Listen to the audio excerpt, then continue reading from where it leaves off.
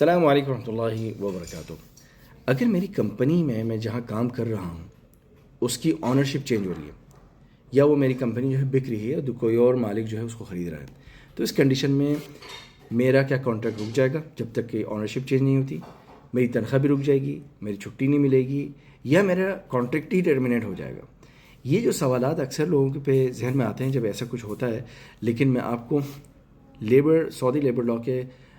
جو ہے مطابق میں بتاتا ہوں کہ لیبر لاء اس میں کیا کہتا ہے۔ پہلے میں آپ کو پڑھ کے سناتا ہوں ایگزیکٹلی، اور اس کے بعد آپ کا ٹرانسلیشن کر کے بتاؤں گا کہ ان سچویشنز میں لیبر لاء نے پراپر طریقے سے، سعودی لیبر لاء نے بتایا کہ اس میں کیا کرنا چاہیے اور ذمہ دار کون ہوتا ہے ان سب کے چیزوں کو سنبھالنے کے لیے اور پراپر طریقے سے حقوق دینے کے لیے امپلائی کو۔ تو حقوق العامل عند انتقال ملکیت المنشا، یہ ہیڈ لائن ہے۔ آپ جب پڑھیں گے آرٹیکلز جو ہیں لیبر لاء کے، اس میں سب سے پہلے آپ یہ بھی لکھ سکتے ہیں کہ ما ہی حقوق العامل عند انتقال ملکیت المنشا،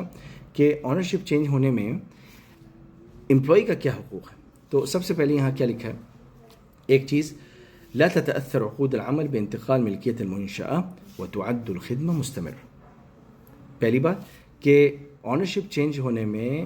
آپ کے کانٹریکٹ جو ہیں امپلائیز کے، وہ افیکٹ نہیں ہوتے، متاثر نہیں ہوتے، اور سروسز ان کی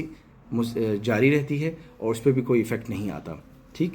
اس کے بعد جو بہت اہم بات ہے کہ کس کے اوپر حق ہے کہ یہ حقوق کا، کیا پرانا مالک کا جو ہے وہ حق ہے کہ اس چیز کو دیکھے اور اس چیز پہ جو ہے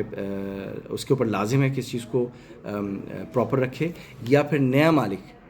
اس پہ کیا گیا ہے اور یہاں لکھا گیا ہے وَيَكُونُ كُلُّ مِنَ الْمَالِكِ الْجَدِيدِ والقدیم مسئولین بالتضامن عن حقوق العامل۔ تو پرانا مالک اور نیا مالک دونوں متفقہ طور پہ اس ذمہ داری کو نبھائیں گے امپلائیز کے کہ ان کو تنخواہ بھی ٹائم ملے، ان کا کانٹریکٹ نہ ختم ہو اور ان کی سروسز جو ہے وہ جاری رہیں۔ تو یہ بہت ضروری تھا بتانا، اسی لیے میں کہتا ہوں کہ چھوٹی چھوٹی باتیں ہیں، لیکن جب انسان کسی ایسی سچویشن میں آتا ہے تو اس کو پتہ ہونا چاہیے کہ یار ایسا کوئی مسئلہ نہیں، خدا نہ خاصہ اللہ نہ کرے کچھ لوگ جو ہیں وہ افواہیں اڑاتے ہیں کمپنی میں کہ بھائی اب تو ہمارا کانٹریکٹ گیا، ہمیں تنخواہ نہیں ملے گی جب تک ٹرانسفر نہیں ہوگا، یہ وہ ساری چیزیں۔ تو اس لیے آپ کو